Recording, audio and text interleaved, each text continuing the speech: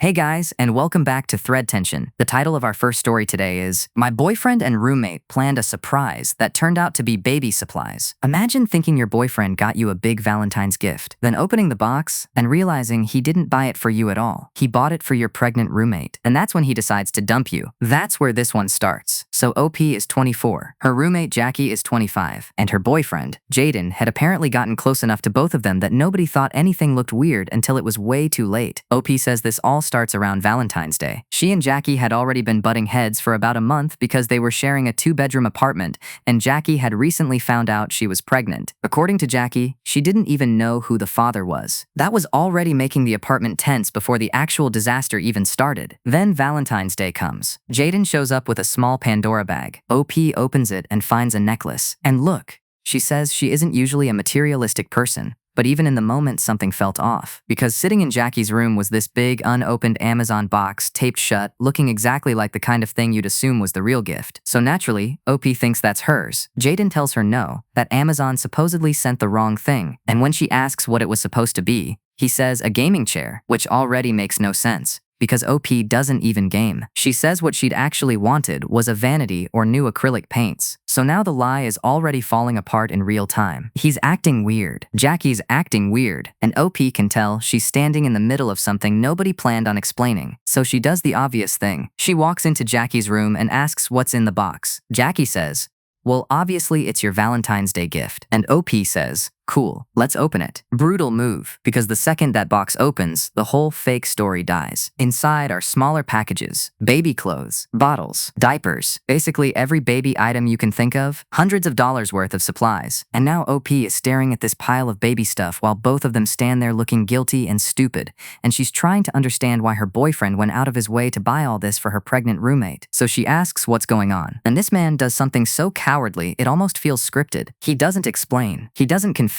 He just says, "This isn't working. I think we need to end this." Then he grabs the gifts OP gave him and walks out. OP goes after him, and he literally holds some of the stuff up out of her reach and says, "No take-backs," like a 6-foot toddler. She manages to snatch the box of shoes, goes back inside, and finally asks Jackie point-blank what had been going on that day when Jaden had been coming out of Jackie's room. And that's when Jackie admits it. Jaden is the father of her baby. That is the real gut punch of the first act. Not just cheating, not just the roommate betrayal, it's that they were bold enough to stage a fake surprise right in front of her first. That takes a special kind of nerve. OP says she basically shut down, told Jackie she hoped it was worth it, then locked herself in her room. When she woke up later, Jackie was gone, and OP could tell she'd packed some clothes. Then OP checks her phone and finds she's been added to a group chat with Jackie, Jaden, her stepsister, and her stepmother. All of them are pushing the same line. Jaden ended the relationship because he needed someone more secure, like Jackie. Secure. Meanwhile, OP says she'd been paying 70% of the rent for the past year, putting food on the table, and basically carrying the household while Jackie couldn't hold a job. So hearing these people call Jackie the secure one after all that, yeah, that didn't exactly go over well. Then they push it even further and start talking about how they can all work through this as a family, and how OP's dad is supposedly going to help her find her own place so Jaden can move into the apartment with Jackie and they can start their family there. In OP's apartment that she was mostly paying for, while they were cheating behind her back. That is insane. Now the comments actually mattered here. People told OP not to let them control the narrative, to gather receipts, to think about small claims for all the rent she'd covered, and to tell her dad the full truth because stepmom and stepsister were obviously feeding him a version that protected Jackie and Jaden. One commenter also told her to get tested,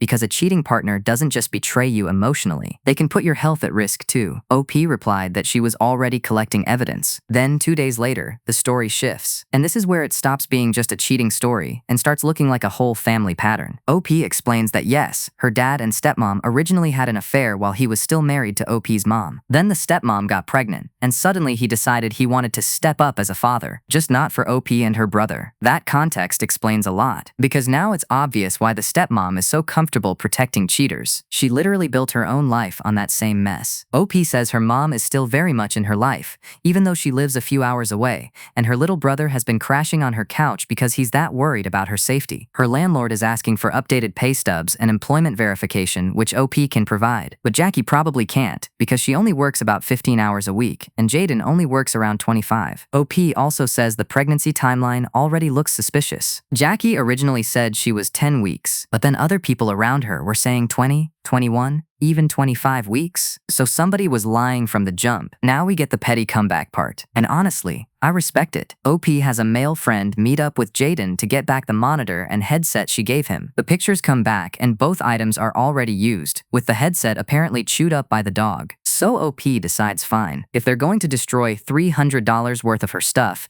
she's getting her money back another way. She joins a local mom selling group on Facebook and sells almost all the baby supplies from the box. She lowballs it on purpose, gets her $300 back, and then sends word that Jackie and Jaden don't have to worry about the money anymore because she already recovered it. According to OP, they went crazy and started banging on her door while she wasn't home, furious because they claimed the box had around $800 worth of stuff in it. OP says maybe $500 at most, and she didn't care. She just wanted her money back. She also stops helping Jackie with car payments, blocks an attempted charge to her card, and realizes Jackie has apparently been telling the landlord OP plans to move out in May even though she never said that. So now it's not just cheating and betrayal, it's financial games too. OP says at that point she's over it. Jackie can have him. She was never really a sister to her, and he was never really her man. The comments again push the right point. Stop paying anything unnecessary. Talk to your dad, and stop letting these people rewrite reality while you fund the fallout. OP replies that apparently stepmom and stepsister had also been helping Jackie, and before all this, Jackie's ex had been paying her car note too. OP says she'd gone no contact with her dad for the moment and he still hadn't reached out. Then 4 days later, we get the final update. And this is where the whole family dynamic gets exposed in public. OP says she'd been getting non-stop insults from Jackie and her stepsister, plus social media posts about her, and even a line from the stepsister saying OP and her brother just didn't make the cut. So OP sets up a lunch with her dad at a place they used to go when she was little. It's supposed to be just the two of them, but OP also brings her mom without telling him because she knows this conversation has to happen while her mom is in town. She specifically asks him not to bring the stepmom. He brings the stepmom anyway, and before OP can even explain what's going on, her dad starts in on how unfairly she's been treating Jackie, which tells you the stepmom and stepsister had already been working him over. So OP lays out everything from Valentine's Day onward. At first he goes quiet, then he disappears to the bathroom for about half an hour. During that time, OP's mom absolutely unloads on the stepmom, bringing up not just this situation, but the original affair and the divorce too. OP says she'd never even seen her mom this angry, not even back then. When the dad finally comes back, his eyes are red like he's been crying. He hugs OP and says he's sorry, and the stepmom immediately jumps in with, "Sorry for what? Your daughter has a lot of growing up to do." At which point, OP's mom tells her to shut up. Good. That's one of those moments where the audience doesn't need commentary. It speaks for itself. The dad claims he didn't know everything happening under his nose, and says he wishes OP had reached out sooner. OP points out she did try. She called and texted, and he didn't really respond until she forced this meeting, and even then, he still brought the woman she explicitly asked him not to bring. So the apology lands a little hollow. After that, OP and her mom start making a real exit plan. They work through her budget and start looking for apartments closer to her job. OP's mom even boxes up the last of the baby stuff OP didn't sell. The car seat, the breast pump, some onesies, diapers, then drops it off at Jaden's apartment without even knocking properly. Meanwhile, the landlord inspection goes well on OP's side, but Jackie fails to provide pay stubs or paperwork and basically ghosts the landlord. They're moving toward evicting her. OP's mom's partner offers to pay off the rest of OP's lease. And then the twist hits. The stepmom pays to have Jackie's name removed from the lease before she can be evicted,